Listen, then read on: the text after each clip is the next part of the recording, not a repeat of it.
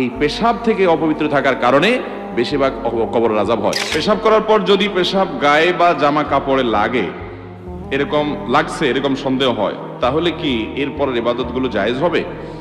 দেখেন, পেশাব করার পর সুইয়ের আগায় যে পরিমাণ পানি থাকে, সুই আছে না, সুইর মাথায় যেরকম পানি থাকে ওইরকম ছোট ছোট ছিটা আসে না কিছু, এগুলো যদি আসে 2-4-5টা বা এরকম ছিটা যদি আসে আপনার কাপড়ের শরীরে, নাপাক হবে না।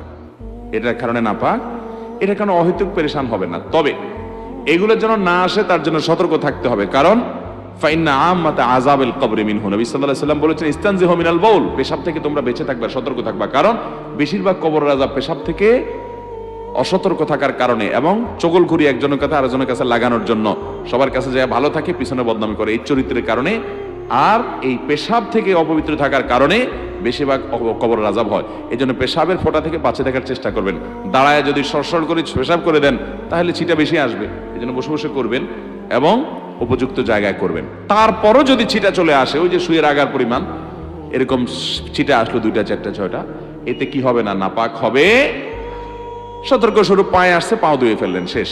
আর কাপড় লাগলে কাপড় নাপাক হবে না এত অল্প পেশাব লাগলে, কারণ এটা থেকে একেবারে এইরকম সুই পরিমাণও লাগবে না, এটা থেকে বাঁচা সম্ভব না, যার কারণে এটুকু মাফ। শুধু সেটা নয়, অনেক সময় দেখবেন টয়লেটে বসলে মাছি আসে, মাছি যে একবার ওই নাপাক জায়গায় বসে আবার আপনার শরীরে এসে বসে, এর কারণে শরীর বা কাপড় নাপাক হবে, কারণ ওই মাছির গায়ে বা তার পায়ে এত কম নাপাক লাগে যে ওইটা কোনো কাউন্ট করে গণনা করা কঠিন, যার কারণে সেটা মাফ, এটা লাগলে অসুবিধা হবে না।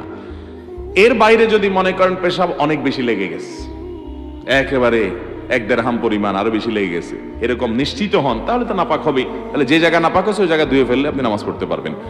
আবার অনেকের আছে লাগে নাই কিন্তু তার সন্দেহ হয়েছে, যেমন প্রশ্ন যিনি করছেন উনি, অনেকের আছে এটাকে বলা হয় সূচিবায়ুর রোগী, আছে না এই রোগ, যে লাগছে মনে হয় এই মনে হয় দিয়া নাপাক হবে না, এই মনে হয় কোনো বেল নাই, এটার পাত্তা দেওয়া যাবে না।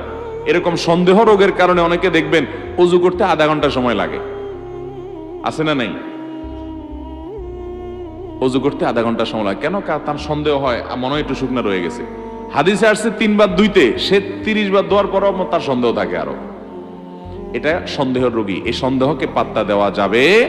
আপনি 3 বার ধুইবেন, ডলবেন, এরপরে যদি আপনার মনে বলে যে মনে হয় শুকনা রয়ে গেছে, ওরে বলবেন তুই দূর হ, আমি হাদিস অনুযায়ী 3 বার ধুইছি, অতএব আল্লাহর সাথে আমি বুঝুম, যা, কোনো টেনশন নাই, টেনশন করবেন না। এই অতিরিক্ত টেনশন করতে অনেকে ওযু করতে করতে নামাজ শেষ হয়ে যায়, জামাত শেষ হয়ে যায় 1 রাকাত 2 রাকাত, আছে না নাই?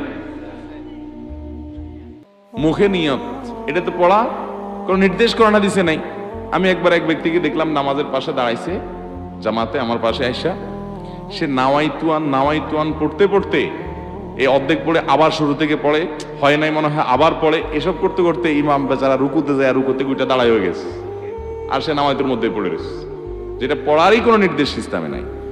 তো যাই হোক, কোন প্রকার সন্দেহের রোগকে গুরুত্ব দেওয়া যাবে।